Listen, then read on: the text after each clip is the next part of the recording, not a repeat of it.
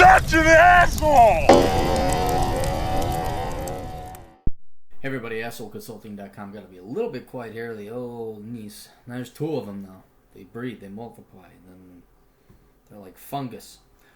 Dear asshole, following a divorce with a person that could not stop buying stuff, I started to embrace the minimalist lifestyle. I live in a cheap apartment and reject materialism.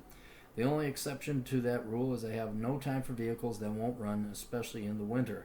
I grew up on a dairy farm in northern Wisconsin in the 70s and 80s, and getting vehicles to run was a pain in the ass.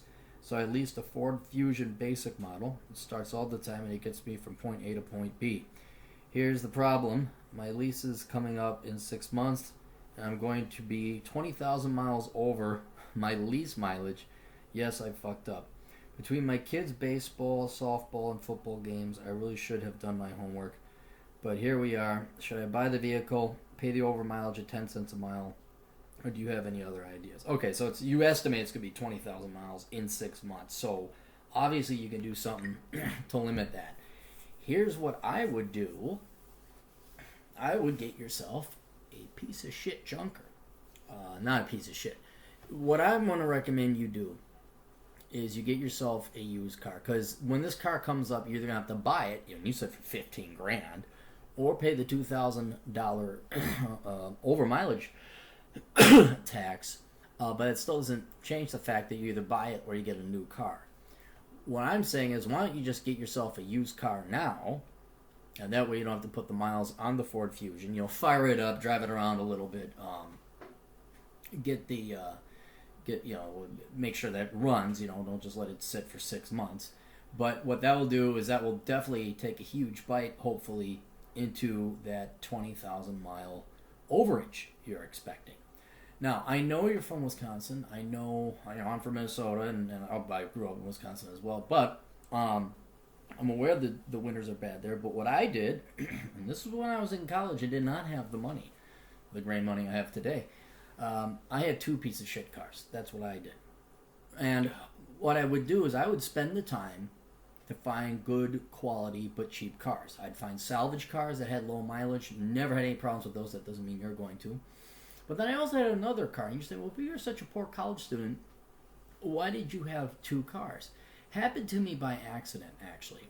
And what I found, as opposed to having one car with two, if one broke down, I was not in dire straits. And that is kind of what you're looking for right here. So your cars do not have to be fancy. You do not have to insure them for collision. You just have to get liability. And if you have two of them, it's very unlikely, especially if you maintain them and keep them in shape, that you'll be without a car. So I had never been without. There was one winter in a 2-day period, all three of my vehicles broke down. I'm like, fuck you, God, because that's proof that he exists and he's a dick. But that's one time in 93 to what was it? It was one time in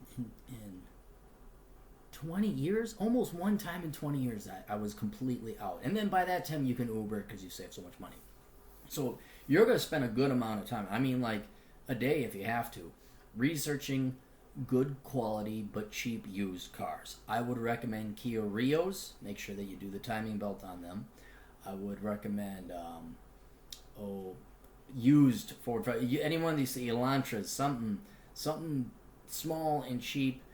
Get one. You'll still have two cars. You can use the Ford Focus as an emergency backup. Get that one car out of the way, and then you'll start saving up money without having to worry about that money. In other words, saving off on that mileage tax will probably pay for it. You should be able to find one really good used car for under $5,000 easy. Absolutely. And that assumes you're willing to go and drive to a place to go and get it. So you're going to take your time. You're going to do your research. You're going to have a mechanic look at it.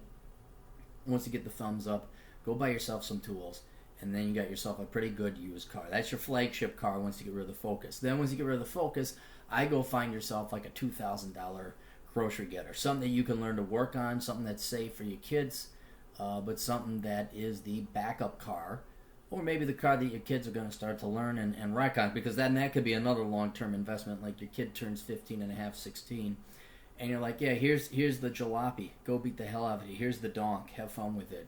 And if the kid rams it into a tree, you're not too worried about it. Then it's more of a pain in the ass. You got to find it. But that's absolutely what I would do. Get yourself a used car now. You said you got the cash for it. Cool. Buy it. Make sure it's quality, decent quality. Make sure you can learn to fix it a little bit.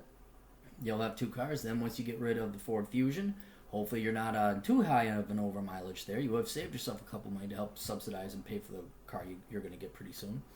And then you can go ahead and get yourself another car. And then you shouldn't have any problems. You really shouldn't have any problems. And if you do, then you can Uber because by that time you're saving a lot of money. Anyway, hope that helps out. Toodles.